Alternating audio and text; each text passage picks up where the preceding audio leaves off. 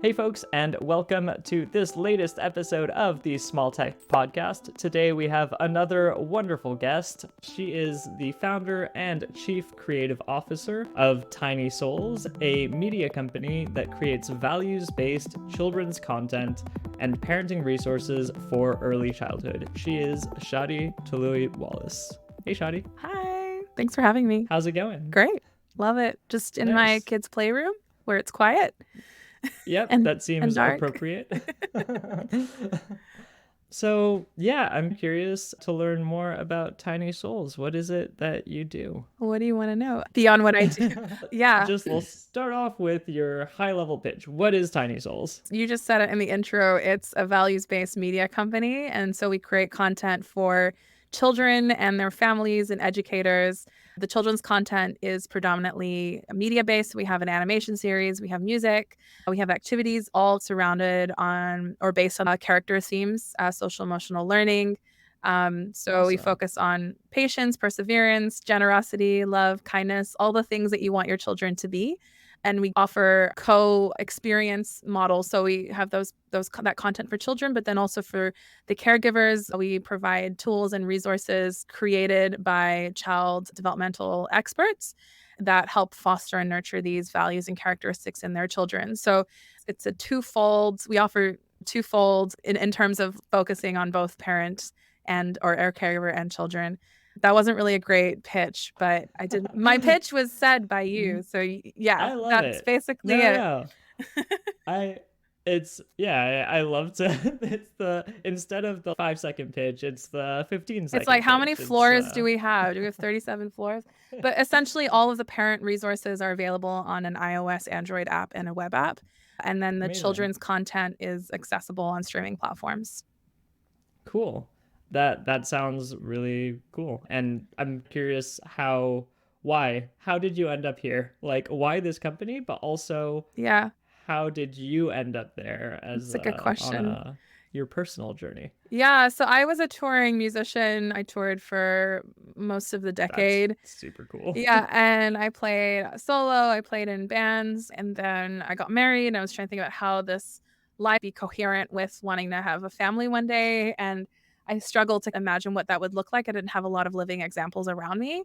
And so Yeah. I started to pivot a little bit. This idea of creating content for children had always been there. I had a lot of friends that were going into parenthood and just saying, Shadi, there's nothing out there that is like meaningful and uplifting. And it's all just garbage, which I started looking into it and I was like, oh my God, it is. Like we're Baby Burrito, Baby Shark, like everything for early childhood was just like nursery rhymes they're very outdated. A lot of them have pagan, like weird pagan stuff that we don't like talk about anymore. And then it was a lot of Raffi and Red Grammar, like people like that really brought a lot of like kids quality content, but that was like the 80s. And then since then it's just been like, how do we entertain? How do we keep these children engaged so that they don't bother their parents?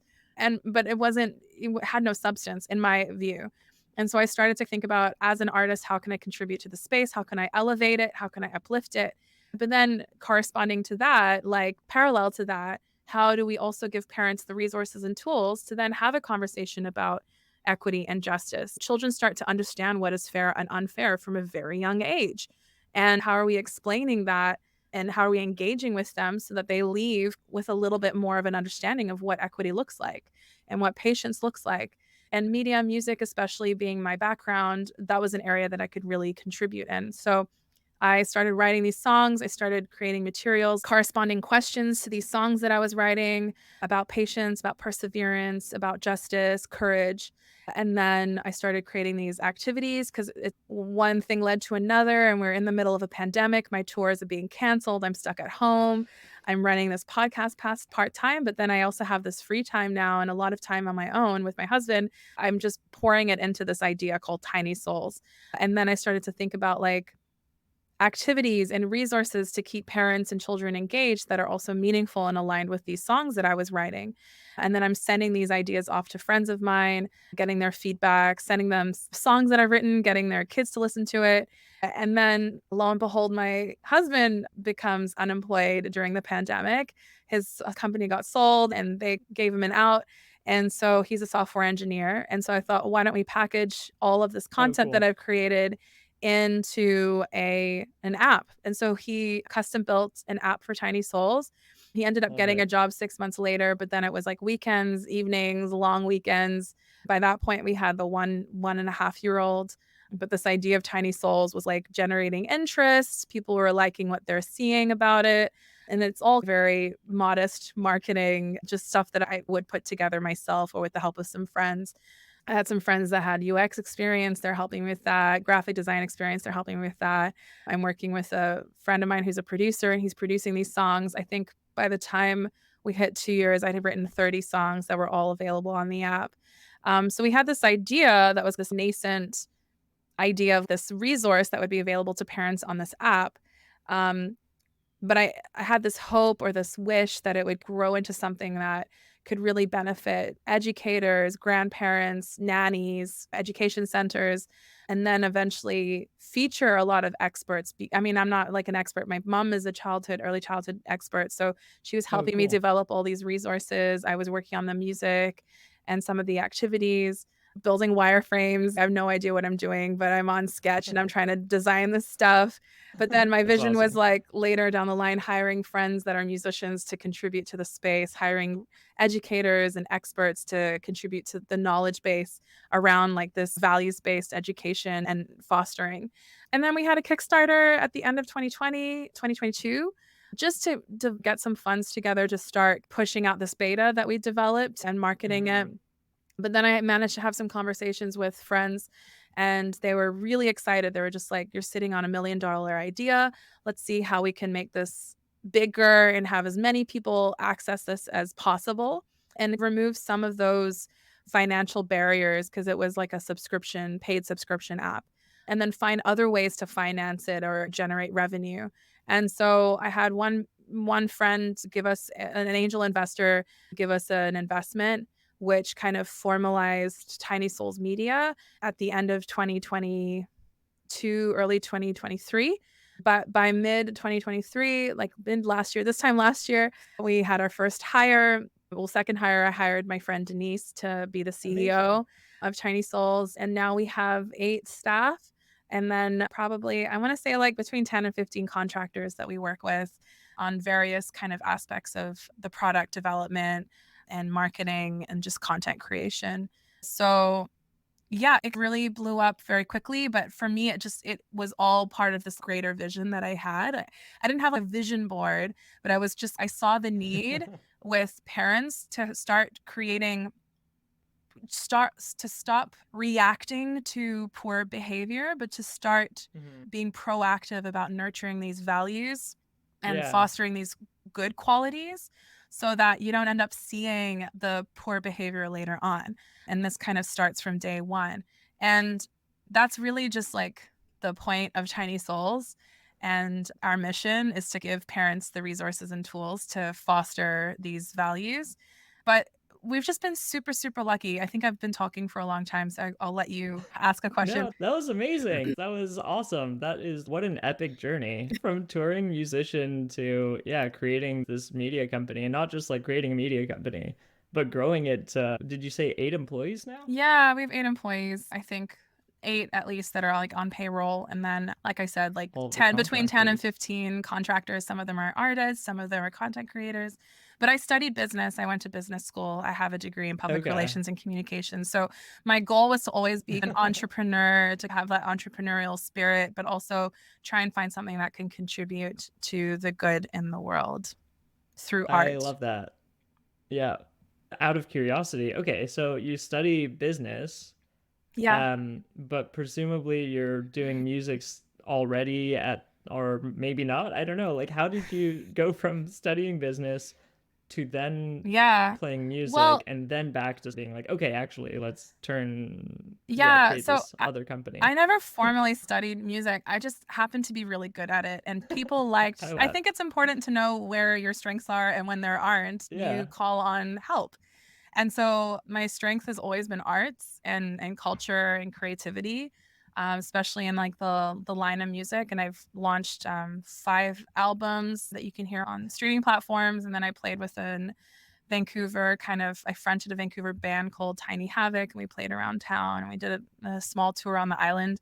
But really, my bread and butter was this solo career. I did do some administrative work at a nonprofit for some time, but music has always been my thing. But I think it was successful because I had a business background and I was able to Mhm. understand the logistics of managing like a music career. So I came at it with this kind of education or this background, what have you. Yeah. And I was able to sustain myself for quite some time just off of touring and living as an artist. Obviously, you have gigs here and there that you take on that are not music related to make ends meet, but I was predominantly just like a musician. That's just always been my thing. But then I had this business degree that really definitely supported my music career. I don't know if that answers Amazing. your I love it. question, but yeah. Yes. Yeah. Yeah. But my That's parents are always just like, do what you want to do, but it has to be sustainable. And so I was like, okay, I'm going to try and do music. And they were super supportive. As long as you can make a living off of it, then why not? And why not? Yeah. yeah, obviously, so much help, so much support along the way from friends and family. But that's Yeah. basically how my life has been led. And then now I have 2 kids Amazing. and a mortgage and things change. Yeah, a little bit. I'm curious how much of, I mean, it's still a very like related field. Like you're still doing media. What things did you learn doing music that you were able to bring into this new project? Might be a lot. Or Yeah. it might be not a whole lot. I don't I know. mean, one of the things that I've learned from touring, not necessarily music, but from touring is just like building strong relationships and building Hmm. friendships. And so Yeah. much of my team and so much of like how far we got with just bootstrapping everything was just through connections and through friendships. And oh, we need someone that can do that. Oh, I know somebody and I can trust them. And so I think it's touring came from a lot of hustling, a lot of networking, like knowing people all around North America, all around South America, all around Australasia, and all of these countries to who is a point person that I can trust to plan something for me. And I think it's so much about human relations. And that's one thing, I guess, when I study public relations and building strong relationships and friendships and understanding what skill sets other people have and knowing where I lack that they can help me out on. I think there's a lot of trust. I know where my strengths are and I know where my weaknesses are and who can I depend on, who can I lean on that can help build where I'm lacking or help contribute where I'm lacking and give them kind of the autonomy and give them the trust that they need to do that job. Yeah, that makes a lot of sense. I actually thought as you were talking earlier and you were describing how your mom has this background that's related and your partner is a software developer and that you've got like these people in your circles, I was like, oh, yeah, like you built like a really strong network of people who are I like have an relevant. amazing circle. And my meeting with my CEO just came from just let's have lunch, let's get a salad and just check in on each other because I knew she had some branding background and I'd been showing Yeah. her the app as it'd been developing and she was just looking for her next kind of opportunity and I was showing her the app as it was developing, getting her experience on branding. And then I through that lunch, I heard she's got all these leadership skills, or I learned she had these leadership skills. Oh, she's got an MBA. Oh, she's got all this background in finance. And then jokingly, I was like, "Do you want to be my CEO?" She's actually, I would. Can I send you my I like love CV that. right That's now? so good. And so, yeah, of course. And then this is really crazy. So, like, our animation for Tiny Souls is called Zip and the Tiny Sprouts. And we found our animation company through our head of development. She's no longer with us, but she basically we created this story bible which is essentially like the heart of the show, like the characters and just like the crux of what this show is about is in this bible. And essentially you send this bible off Mhm. to a bunch of different animation studios and production companies and they pitch you based on that bible. And so Brad Montague, who is many people know him as like the founder of Kid President, but he's also an incredibly accomplished writer and illustrator. He's got a really vibrant social media presence. He built our Bible.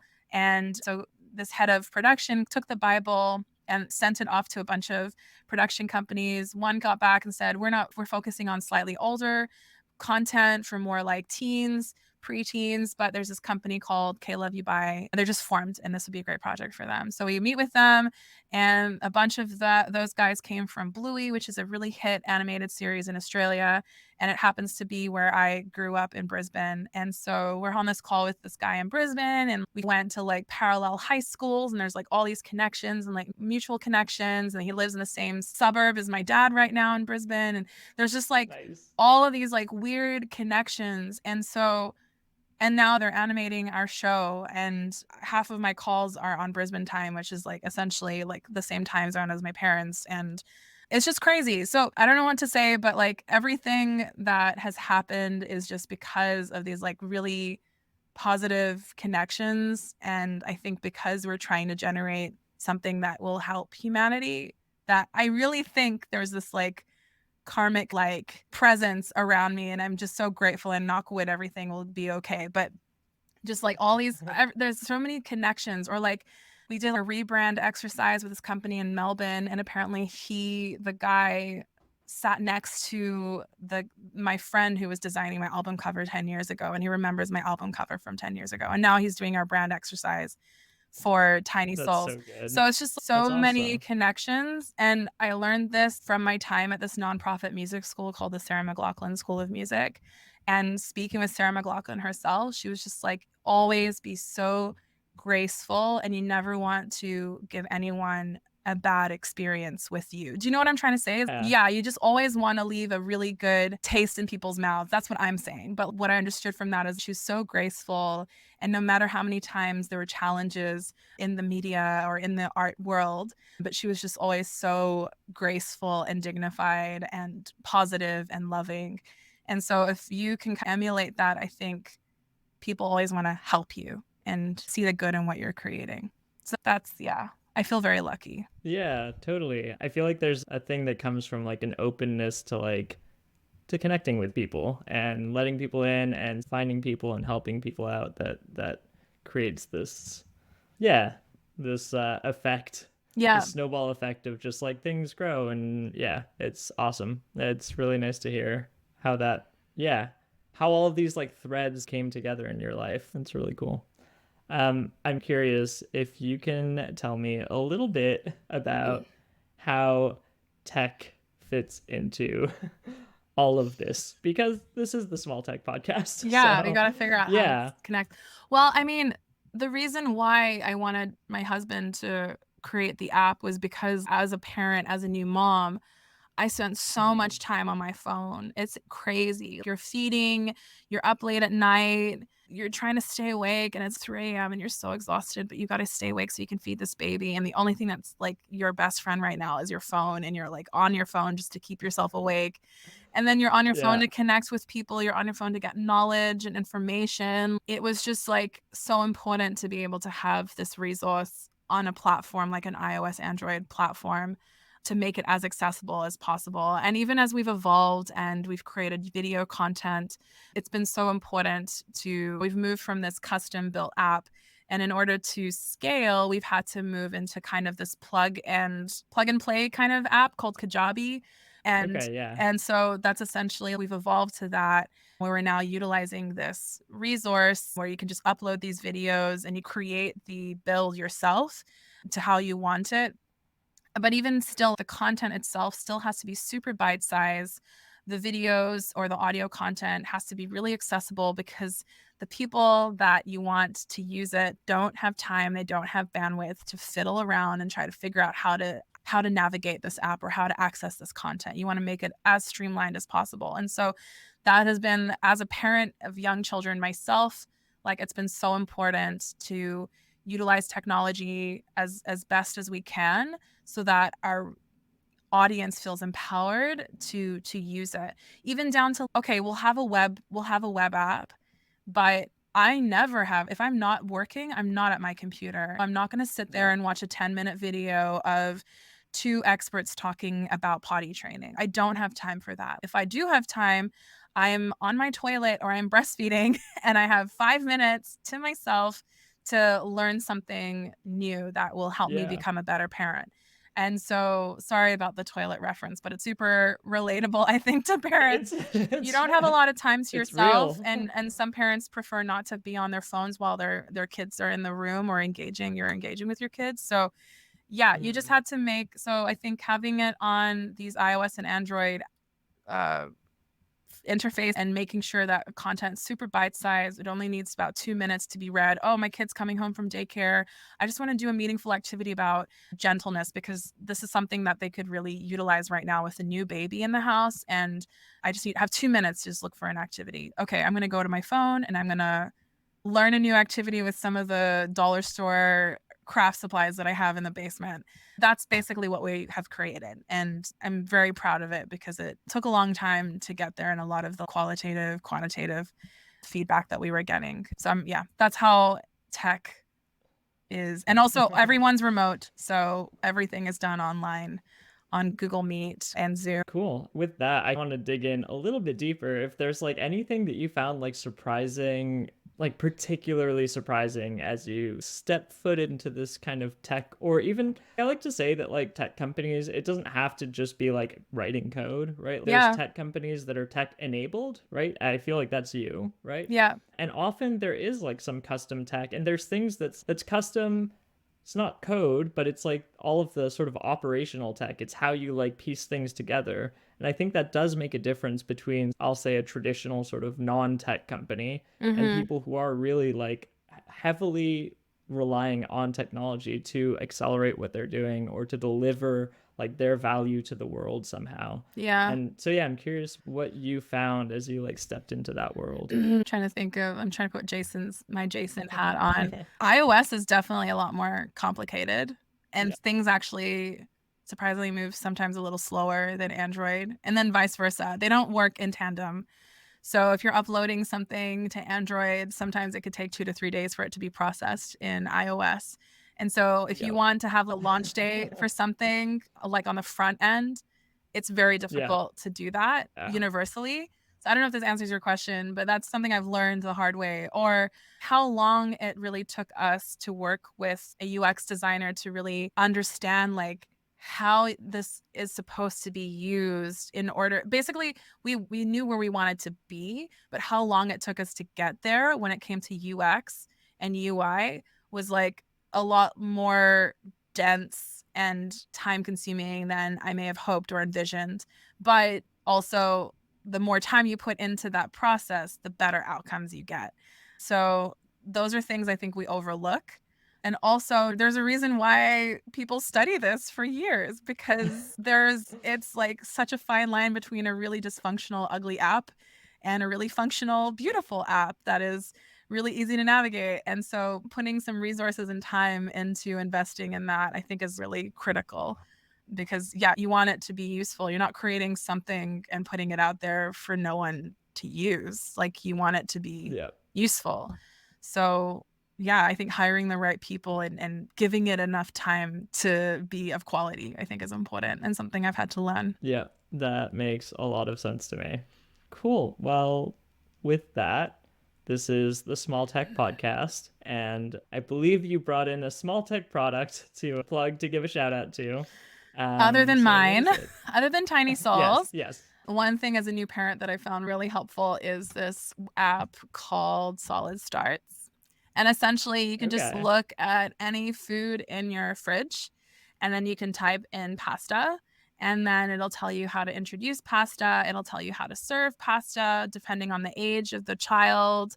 Oh, cool. Um, and it gives you choking hazards, allergies that they might be introducing, the nutritional information. And yeah, I literally, as you're introducing foods to your baby, which is around like 5 to 6 months, depending on where you Yeah. live, I have found resource extremely helpful. Also, to start like diversifying their palate, exposing them to different textures, different flavor. Yeah, I did that with my son, and I just downloaded it again because my daughter hit 6 months, and we've been introducing solids. So it's been a really wonderful. And then they also have the first 75 days of eating solids and they actually prepare the menu for you and you just have to do Oh, it. cool. Yeah, it's a very helpful app when you're a new parent. That's awesome. I love this kind of, I think that I find really exciting about this question is that you just get all of these like apps that You've you never heard realize of that before. there's so, yeah, and there's so many different like things that can be addressed somehow with tech, and that you can help out someone who's having some problem. You could just build a nice user interface, or maybe it is a more complex product that just helps someone out somehow. I do have another question I'd like to talk about a little bit, which is I'm curious to hear your thoughts on like how do you frame, because the way that you present your company, I forget what words you use specifically, but you talk about having a positive impact on the world, on humanity, and that's how we like to think about our company as well. We say that we're impact driven, we're trying to build a more sustainable future. Mm-hmm. And I'd love to hear more about what that means to you. Like, how does that drive your business processes? Does it affect your technology decisions? Like, how does having a positive social, environmental, whatever, I guess in your case, Yeah. I don't know how you frame it, but yeah, how does having a positive impact like fit into how you do things? Yeah, I mean, it's like I think having a values-based for profit, you also hire people that emulate and they share similar values. And I think one of them is building on strengths, building on strong and positive characteristics, but also this idea of like growth mindset plays a big Yeah. part is every individual's learning is constantly developing. We're not going to ever be a finished perfect product. So Yeah. as individuals, if there is a mistake made or something isn't working out, it's okay. I think that in terms of what we're creating and what we're trying to put out there, we're also practicing in the way that we operate as a company and where our values fit in terms of how we interact and how we operate. So I've even noticed today, one of our members on the team call, we just had a huddle and she kept cutting out because she was in her phone. She was on her way to an appointment, but she really wanted to join the team huddle. And one of my colleagues was like, Yeah. she's persevering. It's okay, guys. We're not going to get mad. There's no point in getting angry. Or one of my colleagues was just talking to her daughter because her daughter is homeschooled and she was trying to work on some art activity. She's like, you just have to be patient with yourself. I was like, so she's like, I would have never spoken those words before, but now it's like Yeah. part of what we're trying to create and what we're trying to put out there. So also we want our team to also embody this, especially when we're working so remotely. Like I haven't met half of my team ever in person, but we've developed this relationship through this mutual investment that we have on Tiny Souls, but then also these connections that we are building through the work that we do. So but you look at the state of the world, you look at the level of loneliness, depression, anxiety, but then you also look at suicide rates, you look at bullying and this sense of otherness that children are experiencing in schools and in the community. And we haven't been doing as a society a good job on lifting these children up and highlighting the good that they are contributing to the world or the talents that they have and how they could be utilized for the betterment of humanity. And so Tiny Souls is just rooted in giving importance to this and elevating this idea of like growth mindset. Parents are never perfect. We're always working on our skills. How can we be the best parent that we can be? But then also let's put stuff out there that giving them purpose, understanding how they relate to one another as like parts of one human family, how can they contribute for the betterment of their communities. Like all of these are symptoms of a healing society. But if we're focusing on putting a band-aid or treating this disintegration, we'll never really get to the world that we want to be unless we're really focusing on generating and being proactive about how we want children to be and nurtured and these characteristics are fostered. So yeah, it's kind of twofold. It's what we're trying to do as a team, externally, what we're trying to create for the world. And this all gives us a sense of like purpose and motivation. One last thing, one of the things our investor had shared with us, he lives in Highland Park, which there was a big kind of shooting there, I think 2 summers ago during a parade. And he was super motivated for Tiny Souls to be unleashed into the world because he's like, Yeah. children shouldn't have access to these guns and this like harmful, if a child was exposed to tiny souls early on, like it seems a bit extreme, but if this child who went and unfortunately, sadly shot a bunch of people had been exposed to this idea that they're created noble, that they have all these capacities as gifts to share with the world, would they have gone and done such a cruel thing? I don't know. Who knows? But it's better to try than not to try at all. Totally. I love that. That was a great description. I think it's a great way to think about how you organize yourself, your team, your product, your thinking around the world. Yeah. And yeah, thank you so much for sharing that. Yeah, my pleasure. Thanks so much for this opportunity. It was really nice to reflect with you and to share. Sometimes when you're just talking, you're like, oh yeah, that's something we can do better at. Like, just a soundboard is really nice. Yeah. Anyway, yeah, thank you so much, Shadi. It was really wonderful chatting with you. You too, Raf. And yeah. Good luck with everything. I'm excited to see what comes of this podcast. Sounds good. Folks, that was my interview with Shadi Toloui-Wallace, and I learned so much. I hope you did too. Thank you so much to Shadi for coming on the show. Definitely go check out Tiny Souls at tinysoulsmedia.com or look for the app in the app stores. If you haven't already subscribed to the Small Tech Podcast, go find us at smalltechpodcast.com. We do all sorts of interviews like this with other brilliant entrepreneurs, other people in the support space around building small tech products, people really having a positive impact on the world with technology. You can find us on YouTube, on Spotify, on Apple Podcasts, and any other podcast app, really. If you need help building a tech product, you can also come find us at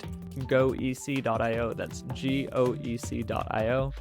Even if you just want to talk about your product and get some tips and pointers, shoot us a message. We'd love to chat. And that's it for this episode. We all want to do something good in the world, so go out there and build something good, folks. I'll see you in the next one. See ya.